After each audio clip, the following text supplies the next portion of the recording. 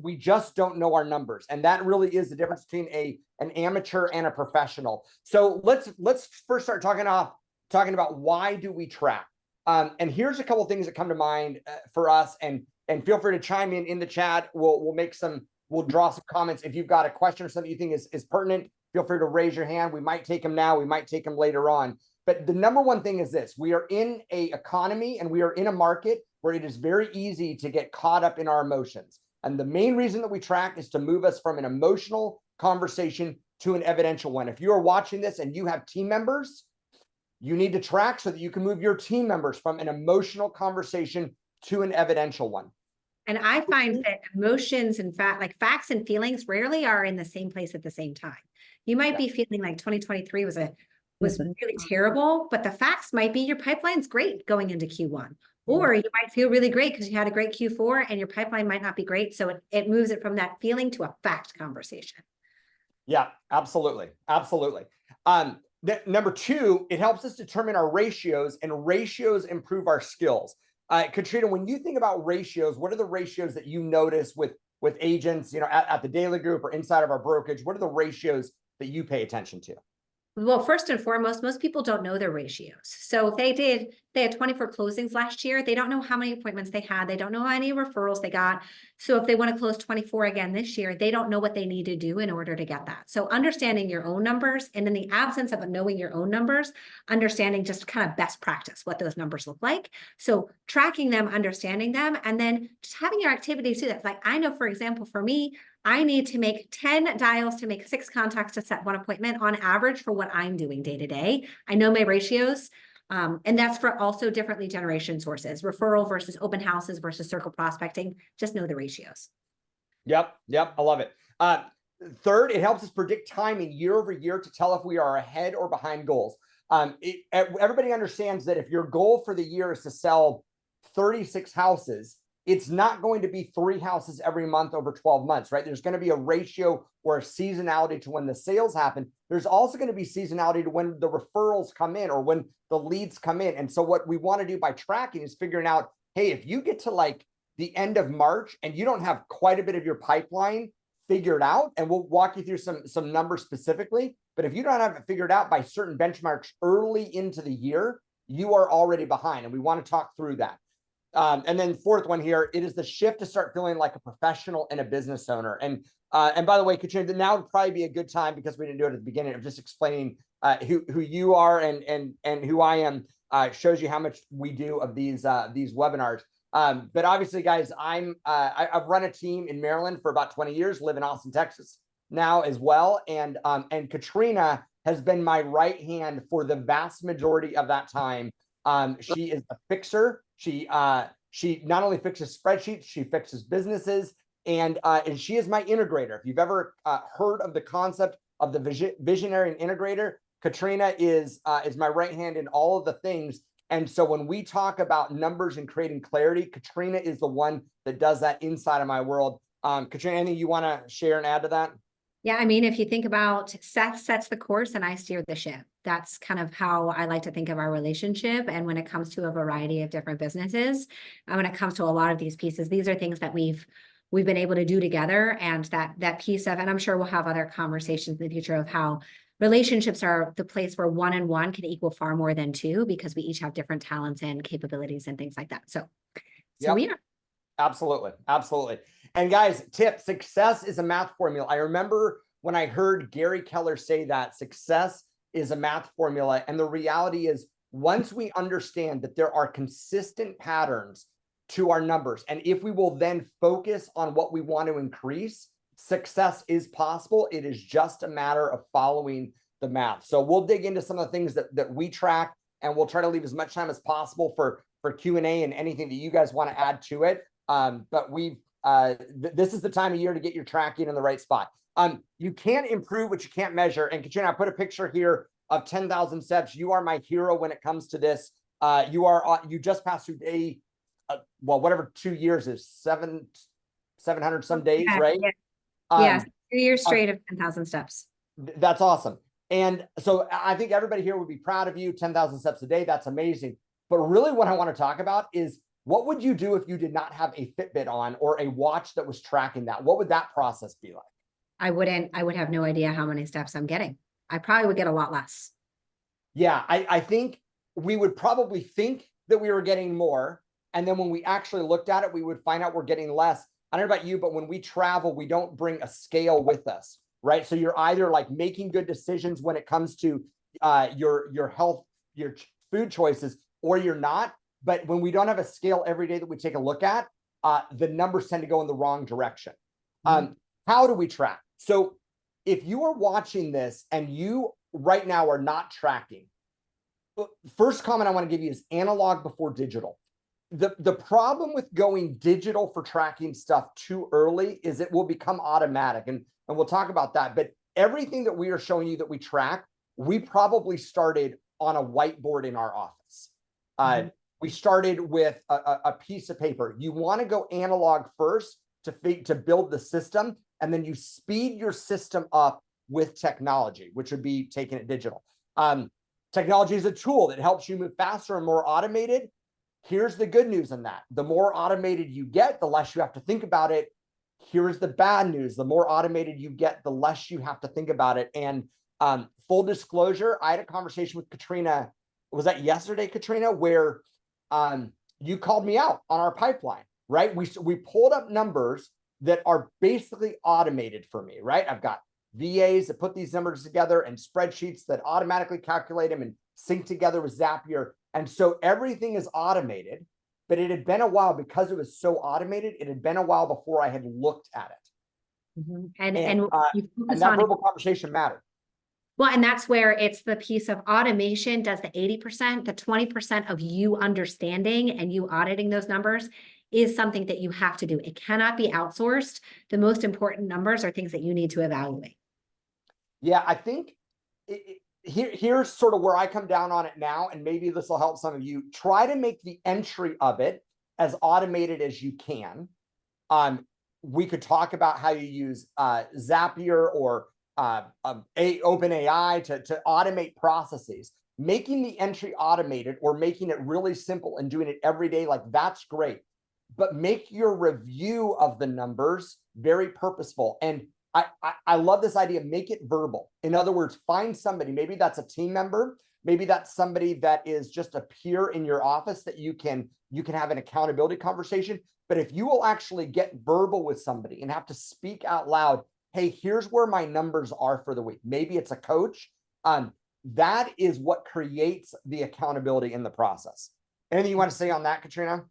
Yeah, I was just having a meeting with somebody this morning and we were talking about pipeline and when we actually went through the pipeline, we'll talk a little bit more about ratios later. The goal of 10 million, she's on track right now to do 12. So we rediscussed the goal simply because there was a verbal conversation of what is in the actual pipeline. Love it. Love it. All right. So here's the main categories of things that we're going to talk about today. Things that we track: lead generation activities. When we got the responses back from people that were hopping on, there was a lot of conversation about that. Then we'll walk through real estate production numbers and the things that we track in those categories. We'll talk through financials, business and personal. Teaser, that could be a very long conversation. So we'll set that up for kind of part two. And then let's finish with life goals. I don't think anybody on this call views their entire life about real estate. And I truly hope that you avoid burnout this year by setting some life goals in process now. But an initial tip on this, lead versus lag indicators. If you have not heard that phrase before, Katrina, what's the book that comes from? Oh gosh, I have no idea. But all right, I got you. I don't think it's a book. I think it's just a business concept that there's the things that there's the leading indicators, which are the things that we can control, and the lagging indicators, which are the things that we often look at. The lagging indicators are all of the things that all of us are going to be hopefully getting awards for. But if today I say to any of you, you need to have more profit from real estate sales in January, what are the chances you're going to be able to do anything to impact that? Next to nothing. And if I tell you today, I need you to make 10 contacts, you can totally do that. So that's the lead versus lag. What do you control versus what is the result of what you can control? And I think, and by the way, the book that I remember, but maybe this isn't where it came from, was The 4 Disciplines of Execution. What I remember was this: there was always this game of trying to find the best one lead indicator. And the moment that you could kind of pull things back to the lead indicator, and some people would be like, listen, I just realized that if I time blocked and did 2 hours of lead generation every day, everything else worked itself out. Then that became the one lead indicator that they tracked. In your own business, start from the leg indicators, and the leg indicators are how many closings did I have, right? And work your way back to the lead indicator that you find for you is the domino that kind of moves everything else. Here's when we start to show you these, all of the things that we track, it could look a little bit like the cockpit on the left of the screen, right? There's so many dials, there's so many things to look at. And if that is overwhelming, I want to give you this thought. I had a conversation with a friend yesterday who was a pilot, and I said, hey, of all of those dials, like, what do you focus on? And he sent me an article, and it talked about the 6-pack. And the 6-pack are, of all the dials, there's 6 things that a pilot has to look at regularly. And when you go through this, I want you to get a piece of paper, write down numbers 1 through 6. And if at the end of this Zoom, you have identified the 6 things that you really need to track that you are not tracking right now, that would be a win. Your goal isn't to add 100 items that you're tracking. Your goal is to add a few more and really zero in on which are the ones that matter most. And then and of that 6, then you decide what's first. And you just do the next right thing. What's the next right thing to track? Start with that. Don't be overwhelmed by all of the things. Absolutely. Absolutely. Okay. So let's talk about lead generation. We'll talk about it in terms of if your business model is a warm referral-based business model, which has been the majority of ours, or if it's more of a colder, could be ISA, could be more of a marketing approach. Circle prospecting, any of those kind Absolutely. of. Yeah. So if it is a referral-based approach, here are the numbers that we would track, right? And again, what you're thinking about here is start listing out the items that you do in your business and whether or not you are tracking them. Calls, voicemails, comment here, be consistent in how you track it. I don't know that there's a right or wrong, but if we got 5 agents in a room and we said, great, how many calls do you make to the database? And everybody gives their number, we could have them treat them differently, right? Somebody could say, well, I only count the call if the person answers. Somebody else could say, well, I count the call as long as they see a missed call from me. Somebody else could say, well, if I leave a long voicemail and then they text me back, I count that call. For you, be consistent so that you can track your results over time. Katrina, from the rest of those, is there anything else that you watch people track more than others? I will tell you that the challenge is not necessarily what they track, it's that they track. That most people will, that there's a dearth of tracking in general. And that's where having really great technology helps. And I know every technology has the capability of just telling you, who do I need to write a note to today? Write that note, track it, and then move that forward. But the idea just overall is that if you touch these people enough times, it works. But the other piece is that there's a lot of going back and forth as to how text messages and social media should be counted as quote unquote lead generation contacts. And here's my litmus test is that I count text messages and lead generation as kind of the same as a call or a note if there's 2-way communication. Yeah. If I send a message and there's no response, or I post on Facebook, it doesn't count. It doesn't count unless there's 2-way communication between us. Yeah. What I will say is anytime I hear the words calls, notes, and Popeyes, I want to give credit to the person I learned that from. That would be Brian Buffini, going back 20 years. Fantastic trainer, fantastic company, and calls, notes, and Popeyes. I can't think of that without mentioning his name. What has made the biggest difference in our business personally is client events. And client events, when we start the year off, what we will end up doing is picking 4 to 6 client events that we will do throughout the year. We figure out how many people we're going to invite from our database to each of them. So let's say that they're larger events and we can invite our whole database. We can literally, from January 1st, figure out how many contacts we will need to have with our entire database over the course of the year just to fill those client events. And that's sort of where the tips come in that are in the bottom left here. You need to know what these ratios are for you. And the only way that you're going to learn these ratios is if you start to track the number of outbound, right, calls, or messages to folks that count. But our general ratio has been that for every 50 contacts we will make, we will get a certain number of referrals. So let's say it's 2 referrals. For every 50 contacts we make, we will get 2 referrals. Now, if your number is, if your number of closings, the number of referrals to closings that you have is really high. Like if somebody came to us and said, for every 3 leads I get, I close 2 of them.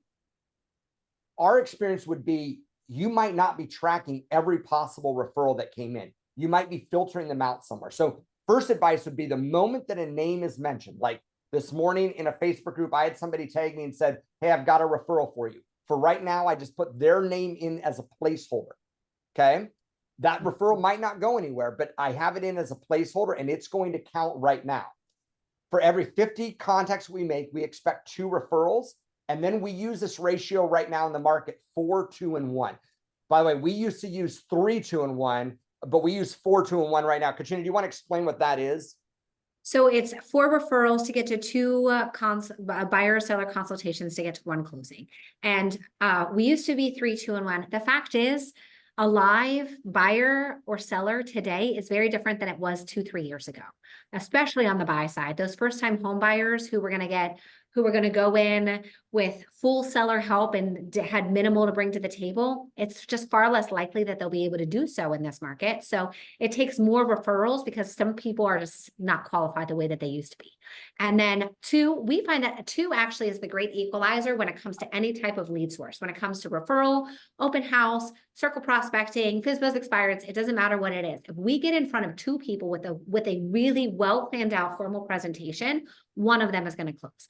The other one, perhaps it's a FSBO who interviewed a couple of agents. Perhaps it's somebody who was that person who decided not to buy because they didn't have enough savings to be able to have an appraisal gap, for example. But that's where, the great equalizer, no matter what the lead generation source is, how many people can get in front of and make it 2. If you want to close 30 deals, you need to have 60 consults and you should close 30.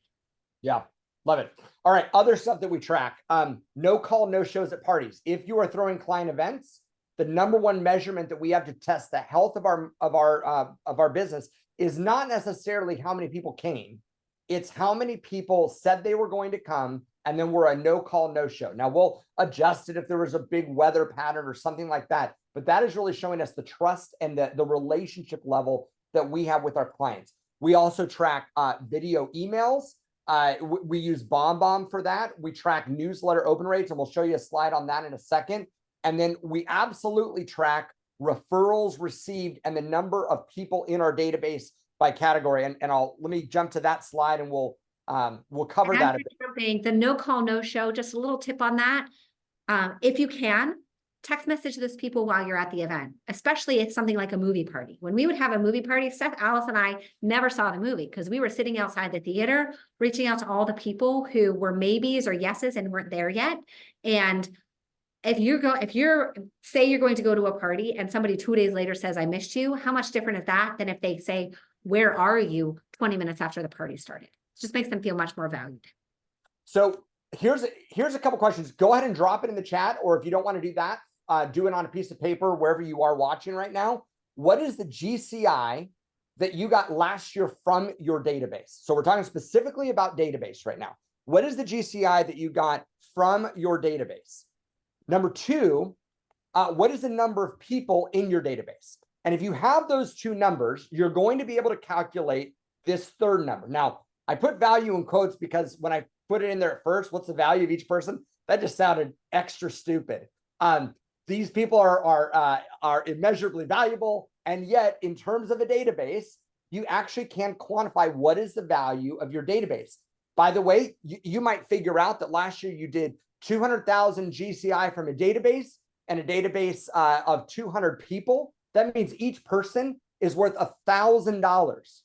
You could set a goal this year to add a new person to your database every week or 2 people every week. And you literally can start to quantify the measurements of adding people to your database, depending on what it's worth. by the way, I'm wondering if anybody is willing to share, and you may not be, but if anybody's willing to throw their numbers in the chat, I'm going to have you go through one more exercise. And that is, how big does your database need to be? Actually, Katrina, when you coach people and they say, I want to do 36 transactions this year, what's your next question? And they say, I want to do it for my database. What do you ask them next? How many people are in your database? Okay, so I'll play along with you here. I've got 175 people in my database right now. Okay, of that 175 people, how many of them do you think are likely to refer you or work with you? 150, which, by the way, nobody's actually got that number of that ratio, but I get to lie because I'm presenting. The 150. Okay, so based upon where we are, where your database is right now, you have enough people in your database to get 15 transactions. You said you wanted to do 36. So we have a couple of choices here. You can either choose one or two other lead generation sources to make up the other 21 transactions, or we need to add a lot more people to your database. But in order for you to close 36 by referral, you need to have 360 people who are likely to work with you or refer you. Yeah. So guys, Katrina just gave you the math. If you take the number of people in your database and you divide it by 10, and that number is lower than the number of transactions you want to do this next year, you've either got to grow the database or find another source, right? Let's, oh, this might be a complete train wreck here. Katrina, are we, hang on. All right. We can see everybody say yes if you can see my hand. So what Katrina just said is, if you want to do 36 transactions and you have 150 people, this 150 people times 0.1 is going to give you 15 transactions. 36 minus 15, we need 21 more. So we need to add 210 people. Okay. That's sometimes the way the math works. But here is another very common scenario. We might have somebody that is watching this Zoom right now that you say, I have 900 people in my database. Mm-hmm. And last year, I got 20 transactions from this database. Katrina, when you talk to somebody like that, what is the conversation you have there? Say you don't actually have 900 people in your database, you have 200. You have the difference between your CRM and your database are two different things. A lot of times people will log into their CRM and they say, I have 900 names, so I have 900 people in my database. That's like your Rolodex. Just because they're in that does not mean. That's why I ask, how many of those people are likely to work with you or refer you? And I often say, if Gary Keller and Brian Buffini had a baby, it would be me, probably be Seth too. And the piece of, okay, so have you done the mayor campaign with them if you're a Brian Buffini person? Do you know if they would work with you? They count that, but that person really only has 200 people. The other word I would have people write down is the idea of flow. If you have this scenario, if this is you, if you say, I've got 900 names on my phone or in my database, wherever it is, and I did 20 transactions from that group, what I would tell you is that there was 200 people, right? Which is 20 times 10. There's 200 people that you were interacting with differently than everybody else. 20 people that you were interacting with differently than everybody else. By the way, am I back on now, Katrina? Yeah. And a lot of other people will say, well, I have all of these people. They built out their 36 touch. And what I realized when we dig deep into it is that they build out the 36 touch and only those 200 people are getting all of those touches. They say, I'm going to do a pie party and that's going to be 4 touches. But what I find out is they're not inviting all 900 to the pie party. They're only inviting the 200. So what you realize when you determine your touch plan is that you actually, those 200 might get 50, 60 touches throughout the year in order for the other 700 to get enough touches to create more and more referrals. But the challenge was that the 200 getting 36, the 900 were only getting 15. So the interesting part is, if you've got 900 names and you only did 20 transactions, and that's 200, let's say this year your goal is 30 transactions, you don't actually need to add another name. You just have to find another 100 people inside of your 900 and treat them better too. So do me a favor, in the chat, write down either the word add, if you think that based on your numbers, you need to add people to your database this year, or put in the chat, find, if you think that they already are in your phone, You just need to find them and treat them as a part of your A+ club. Okay. Moving on. Let's talk about cold stuff. If you are focused on any sort of cold lead call conversion or cold activities, one, this has not been our wheelhouse, right? I'm never going to be the guy to teach you on expireds and FSBOs, but there have been seasons where we have had ISAs that do that. There's seasons where we focus on that ourselves. Highly recommend it for somebody that wants to. And I think you'll come right back into client events, but maybe not. But here's the number one lesson that I learned about it. If you are focused on that, drill down your focus to something as simple as in 15-minute increments. How many dials do I make, and how many people do I reach? So you've got an image on the screen here of a ski tracker, and I don't know how many ski people I have here, but this past year I was out in Utah skiing, and I went skiing for 8 hours, but I had a tracker that actually tracked how many minutes of skiing I was skiing on 8 hours on the mountain. And the answer was something like, it was between 1 and 2 hours, like an hour 40. Now, I'm out there for 8 hours, and I only did actual skiing time of an hour and 40 minutes. And that is a lot like all of us when we are doing lead generation, right, Katrina? I mean, you manage people. I manage people in this role. We're like, all right, your job requires 3 to 4 hours of lead generation a day. And they come back and they're like, I've been calling people all day. What do we actually find out is the case when they start to track?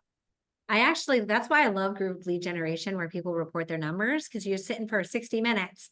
And at the end of it, I say, all right, Seth, how many calls did you make? 10 calls. How many contacts? 2. How many referrals? 0. And then I go to Kelly and I say, Kelly, how many calls did you make? 60.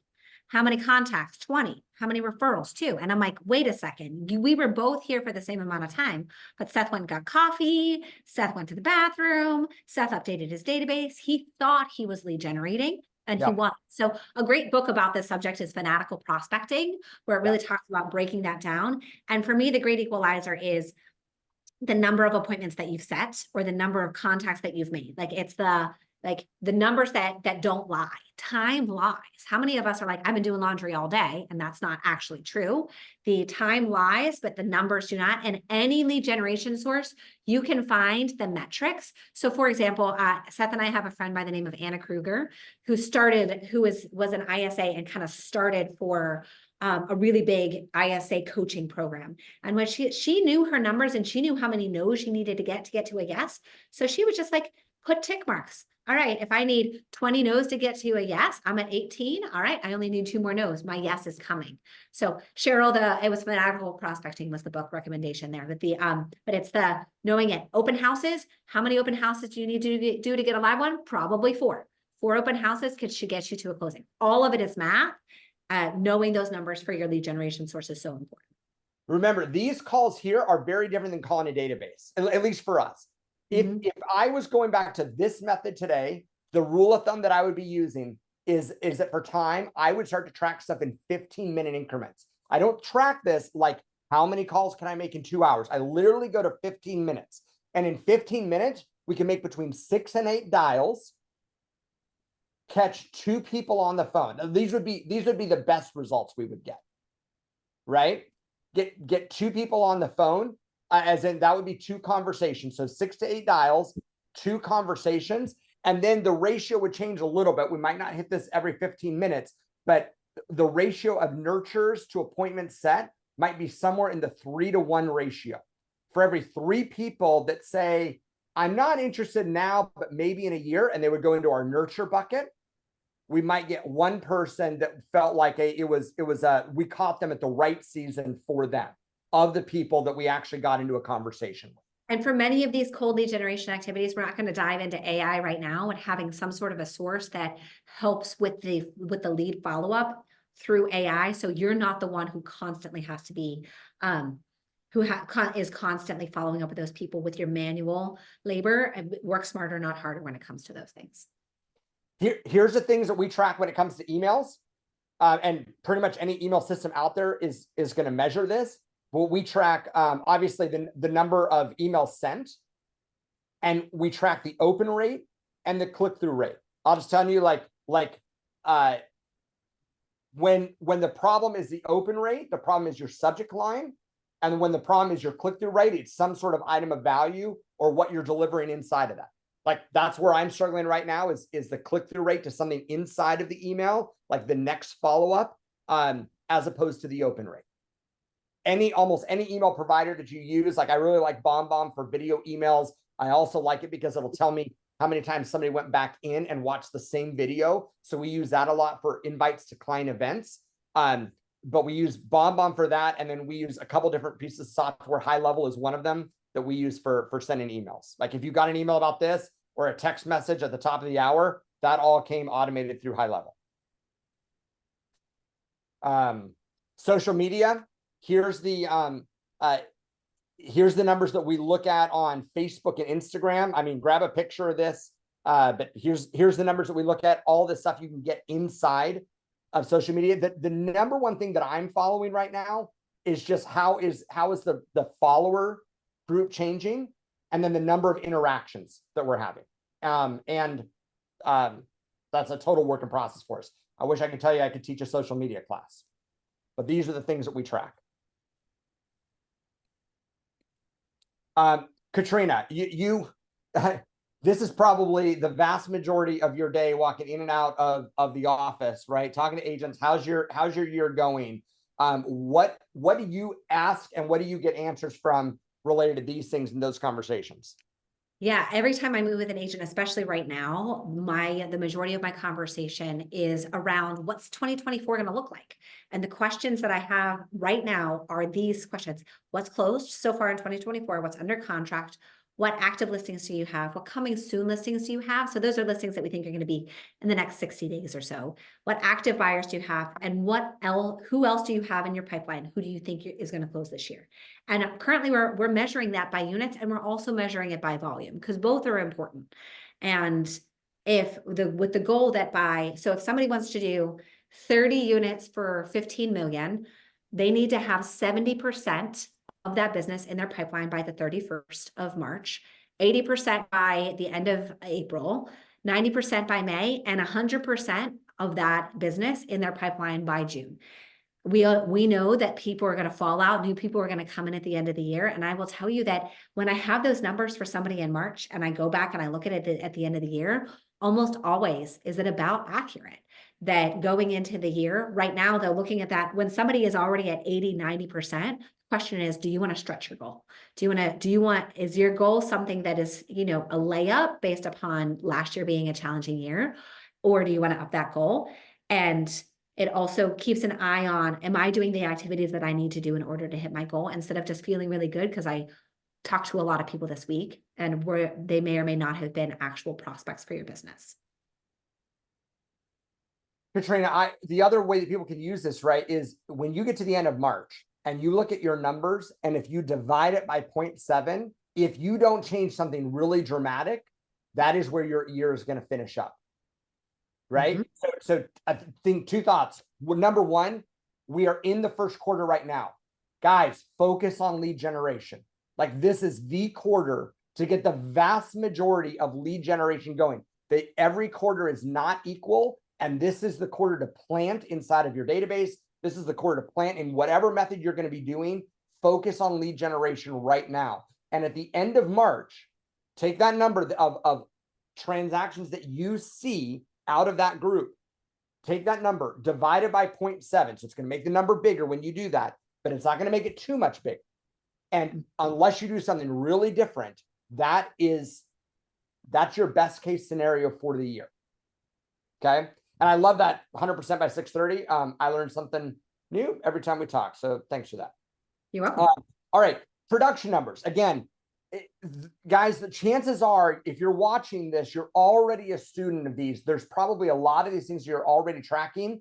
So this might just be remembering. This might be about reminding team members. This might be about kind of reworking some of your own metrics. But here's what we track when it comes to buyers. We track the number of referrals received, or I would substitute in there hot, like ready now buyers who are willing to sit down for an appointment, right? If it's a cold, if it's a lead out of our website, we don't track every name that came in there.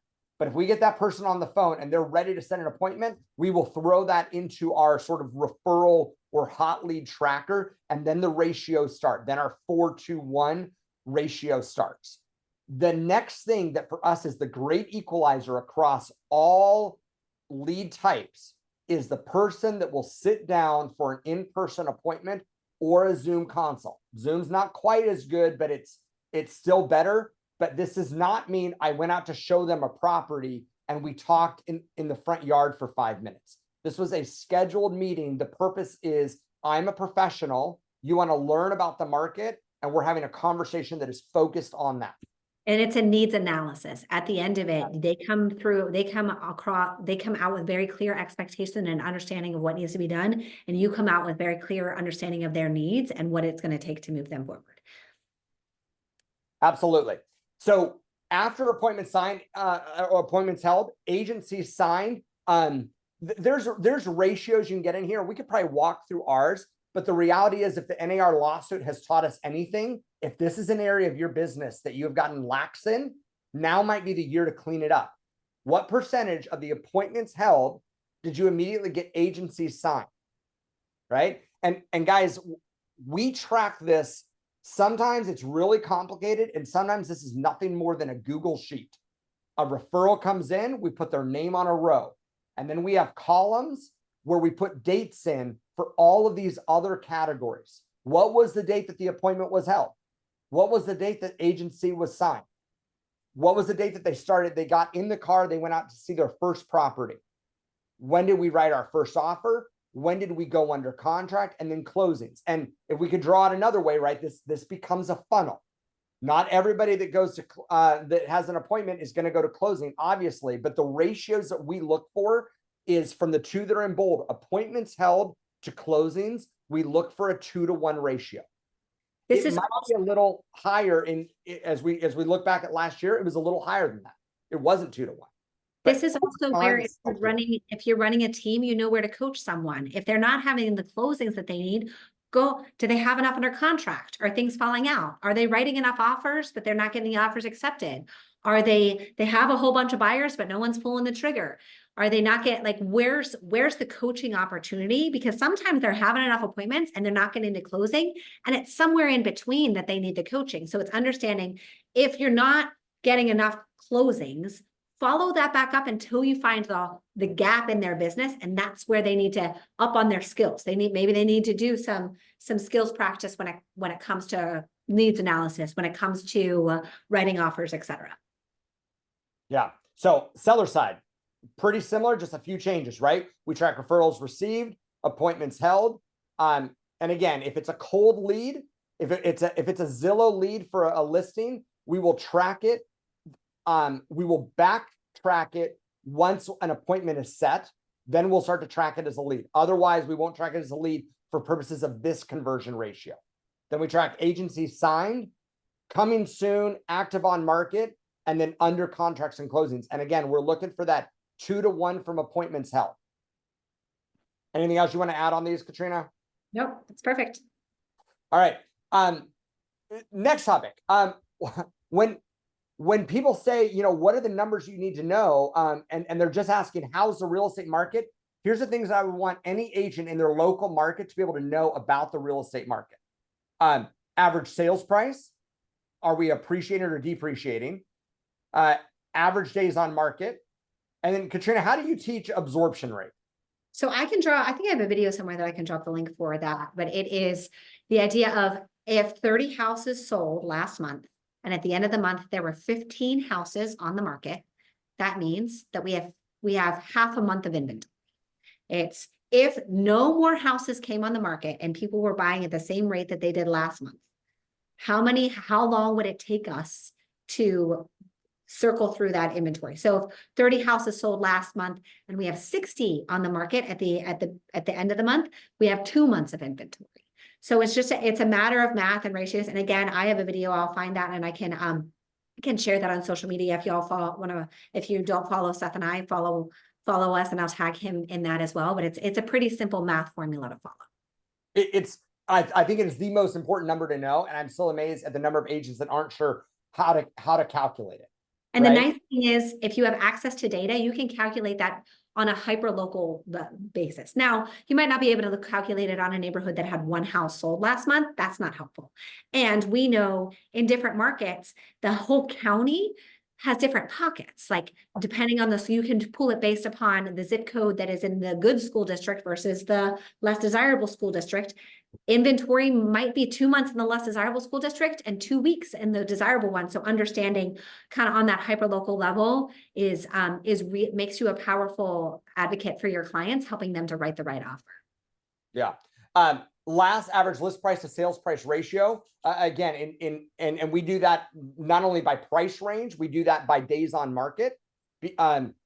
This is the information we've got to be getting to our consumers. And I love this, the local real estate economist of choice. I think I heard that language first from Steve Schlueter. I don't know who he heard it from, so I'm going to give him credit. Last tip on here. When you start to help consumers interpret data, and they see numbers and they say, well, the average sales price is this, or the average days on market is that. Let me tell you this quick story. Suppose you pick up the Wall Street Journal and they're talking about average days on market. And here's the scenario. There are 3 houses and one of them sold in a day and one of them sold in a week and one of them sold in a year. Imagine that scenario. One sold in a day, one sold in a week, one sold in a year. Put in the chat what you think the average days on market is.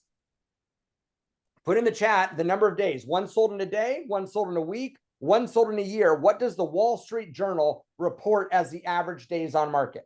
Throw it in the chat. We're going to see our people that are on their phone. You're taking us back to 8th grade math here, Daly. I am. One sold in a day, one sold in a week, one sold in a year. Dear God, don't make me break out a whiteboard, people. Yes. So for those of you that were 7 median. Okay, correct. So for those of you that said 4 months, I want you to think about this for a second, right? We have sellers out there right now that say, well, wait a minute, it's taking a while to sell a house, right? Because the average days on market, if you add up 1 day plus another 7 days, plus 365, we're at the like 370 divided by 3, we're at 120, 425 days. So they think they've got 4 months to sell in their average. But what we want to do is we want to say, no, that's not the way it works. You see, 2 out of 3 sellers succeeded in a week. It's only the one person that didn't listen that took a year to sell. The reality is if you don't sell inside of a week in that scenario, there's a 2 out of 3 chance you might not sell. At least for here. The problem with averages. There's a great Mark Twain quote. There are lies, there are damned lies, and then there are statistics. You've got to become an expert at this stuff when you're talking to clients. All right, financial tracking, Katrina, moving on. What do you walk people through when it comes to financials? And again, guys, pay attention to what you're currently tracking. And I think there's a piece. Are we going to do there's a future conversation about much more financial tracking as well. Yep. GCI. If you have a sell a $300,000 house and you get 2.5% commission, that's all averages. We're not suggesting a commission percentage, but there you get a GCI number, and from that, something comes out called cost of sales. That's the number that you're paying to your broker. It's the amount that you're paying to a buyer's agent on your team. It's the amount that you're paying to your transaction manager that you pay at closing. That's the amount that you're paying to the agent who referred you the deal from out of state. Anything that gets paid only when it closes is cost of sales. For those of you, every brokerage will have some sort of a document that says, you got $10,000 GCI, this was taken out, and $7,000 is the check that you got. In that case, you were 30% cost of sales. Here's the clue. If you think that your 1099 is your cost of sale, this is the information you need to learn right now. Because Correct. your 1099 is never equal to your cost. I'm sorry. Your 1099 is never equal to your GCI. And this is where a lot of people leave money on the table because they are not tracking what the top line is. And by the way, the admin fee that comes off, that's commission as well. That's counted as commission, and it comes off as cost of sale. So understanding GCI versus cost of sale is so important. Like I'll find agents who are like, they've got a booming business with referrals, but they're paying 25% off the top every time and realizing if they worked their database a little bit more, they would get way more bang for the buck for every deal. So, and again, we'll move a little faster here because this is actually, we're going to dedicate a whole nother webinar on this topic of kind of getting your financial house in order. And goodness knows we can nerd out on it then. What I do want to say is on the right-hand side, team company dollar, right? So that is basically equal to your 1099 at that point. You've got a couple types of expenses. You've got fixed expenses and you've got variable expenses. Your fixed expenses, whether you sell a house next month or not, like it's going to happen. Your variable expenses, you might be able to fluctuate them a little bit, but this is what it costs to run your business. And you've got to know that number so that you can have a war chest, a savings account, and know how many months of reserves you've got in there. That gives you net income. And then I put in this line minus owner's expenses, gives you taxable income. If last year you look at your taxable income and you're like, oh my God, I had a terrible year, but you wrote off a bunch of trips internationally with the family because they were owner's expenses and you went and visited a real estate office while you were over in Spain, talking for a friend here, just understand that's an owner's expense. That doesn't actually mean that your business did that bad. That was an owner's expense.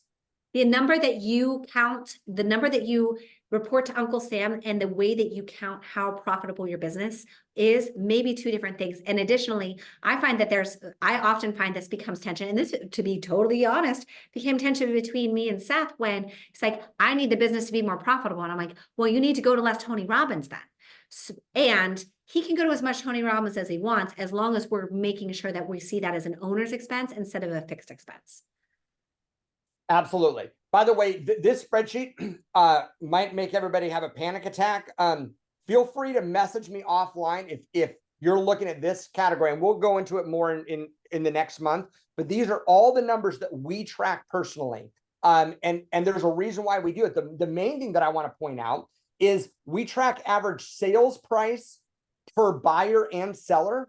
And then we track our average GCI per transaction. And this is in the Baltimore market for us.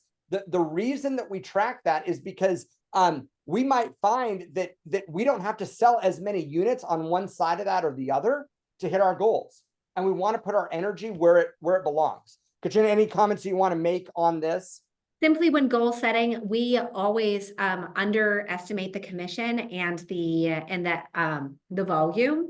That average, we go with the lower end on the average sales price and lower end of assumed commission. That way we hit our GCI and volume goal before we hit our unit goal. And then everything else is gravy. Yeah, absolutely. Absolutely. So yeah, we can talk people through that. Here's the next tip. If you are currently tracking your income, but you are thinking about adding a team member, here's what I recommend. Start to track your income for your own business by the role that you did in the process. Here's the simplest thing to do. Take 15 or 20% and say, that's how much I made for showing my own properties. Right? And we start to break it out in a couple of different ways. You're seeing on the screen just how we break it out. And here's why I do that. I can actually tell you how much money Seth Daly made last year as the lead buyer agent on the Seth Daly team. Right? I can tell you how much Seth Daly made as for doing negotiations on listings on the Seth Daly team. That is what gives us freedom as we start to grow a team of what part of the role do you not have time for, not want to do, etc. I just had this conversation with an agent who was wanting to hire a showing assistant. And the question was, what would the showing assistant have made last year? And we figured out what that would have been. So now when you're going to somebody and saying, hey, do you want this role? It's about 20 hours a week and it's gonna pay you about $30,000 a year. Is that a role that you are interested in taking on? And then it's a yes or a no, but then also understanding it's gonna pay $30,000, and that $30,000 that last year went into this agent's account that was not cost of sales. So the time that's bought back with that 30 grand needs to go back into more lead generation to bring in more people so that overall the bottom line grows, even though cost of sales grew as well. Absolutely. Absolutely. All right. By the way, next tip, if you are tracking your income, but your sources, if I say, where did it come from? And you're like, well, sometimes I write agent and sometimes I write referred by agent and everything else. If you don't have that standardized, I got this from, I'm pretty sure it was Lars Henenberg, maybe Jeff Cohn, but one of them, they started using this like Dewey Decimal System for the way that they track stuff. Track it and get systematized. So you would use the same numbers the exact same way throughout the year. It really helped us dial in exactly where the leads came from, so that when we were tracking income by source, we were comparing apples to apples every time. And also one of the things that I find with many agents is they say, this came from my sphere. There's a very big difference between somebody who from your sphere, who raised your hand, and somebody who sent you a referral. Because the person who raises their hand, once they're done, they're unlikely to repeat that action for the next 7 to 10 years. However, somebody who sent you a referral, they can repeat that action weekly. So it's the difference between, and too many people I find are tracking. It's like, oh, it came out of my sphere, and they're treating them all the same. They shouldn't be. The minute someone sends you a referral, they should be moved way up in the way that you treat them, even if they have never or will never do a transaction with you. We often treat past clients better than referral sources, whereas the referral sources that's the action we want to have repeated. Absolutely. Absolutely. All we'll say on this page is go right down page 157 of the Millionaire Real Estate Agent book. Gary Keller has done an extensive job of this, but the general rule of thumb is 30% cost of sales, 30% expenses, and 40% profit. And when you are a brand new agent, you take a bit out of those expenses and a bit out of that cost of sales, which is why your profit feels good at the beginning. But here's some numbers on the right-hand side over time in a business of what those look like. And your goal is to figure out how many months of reserves do you have. The only way that you can know the number of months of reserves that you have in a bank account is by knowing what your cost is, your burn rate for the business. We are going to do another webinar early February, specifically on finances. We'll talk business, we'll talk personal, we'll cover this then. Katrina, anything else you want to say as I move us along here? No, I think that just come to the next, there's so much more to dive into when it comes to finances.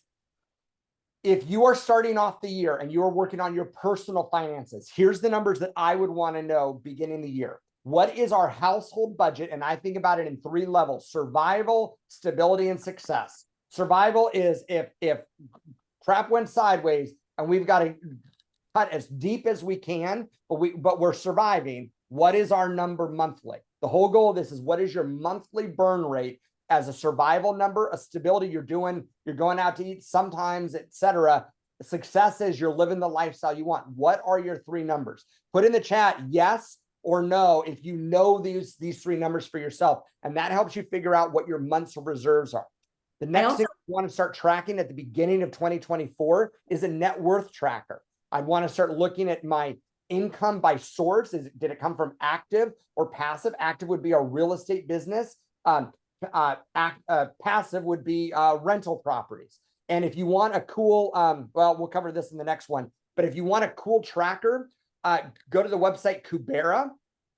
I think it's probably Kubera.com. I actually have no idea, but go to Kubera. First off, you can try it for 14 days for $1. It's $150 for a year. Email me and I can send an email and you'll get $100 off. So it's $50 for a year. This is a great net worth tracker. It ties directly into your bank accounts, ties into your crypto accounts, ties into a whole bunch of stuff. Take a look at it. You might like it. So that's Kubera, and that's something new that I'm working with. Just to piggyback on that a little bit, I find most agents don't have a handle on their finances at all. Like they have their idea of, is my financial situation good? Is the bank account higher this month than it was last month? That is not actual tracking.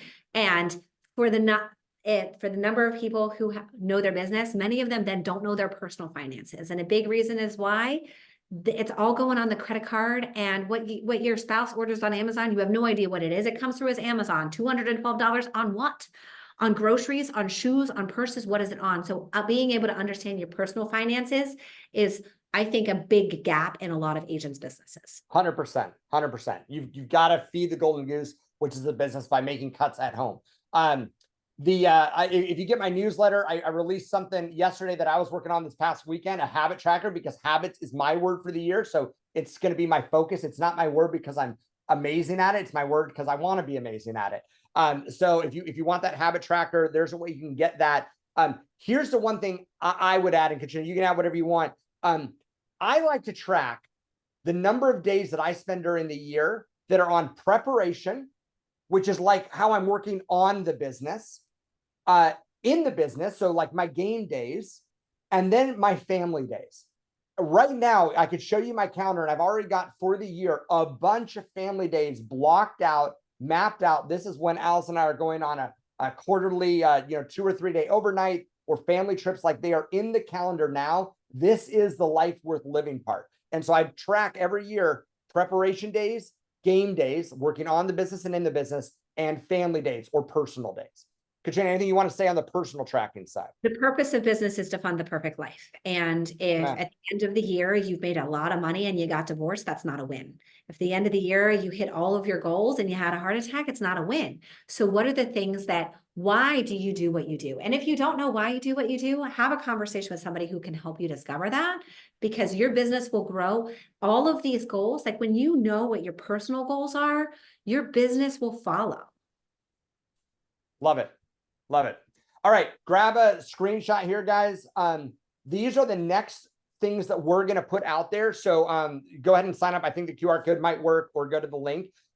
First off, if you know Alice, we're going to have a conversation, Alice and I, on the one word party that we just threw, and we'll dig deeper into more client events, but we'll talk about that one.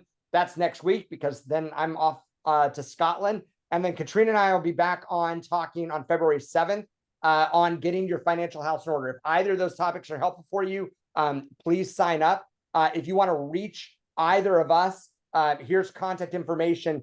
And if you want to have a conversation of like, this is helpful, I need to move beyond the like, I just need information and I need more help. I don't know if I need like a VA help, or I don't know if I need coaching or whatever, but I can we get a short little discovery call and go a little bit deeper? Go ahead and fill out that SethDaily.com discovery. I don't know how many people I would have time to have a call with, but the reality is, like, we want more and more people to run their businesses like businesses, and we're happy to do that. Let's open it up for any Q&A. If there are any questions, we are at the top of the hour, so we're going to break in a couple minutes. But if anybody has anything burning, feel free to raise your hand on the screen, go off mute and ask it. We'll monitor the chat here for about 60 more seconds as well. Otherwise, just put what your biggest aha is, or one thing that you're going to implement from what you saw here today. Go ahead and put those comments in the chat as well, and we will be ending here shortly.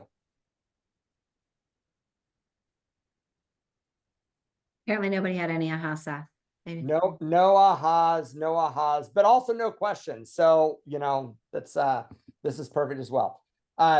Okay, well, it is the top of the hour. We appreciate you guys. Thank you for being on. And any questions, reach out to us.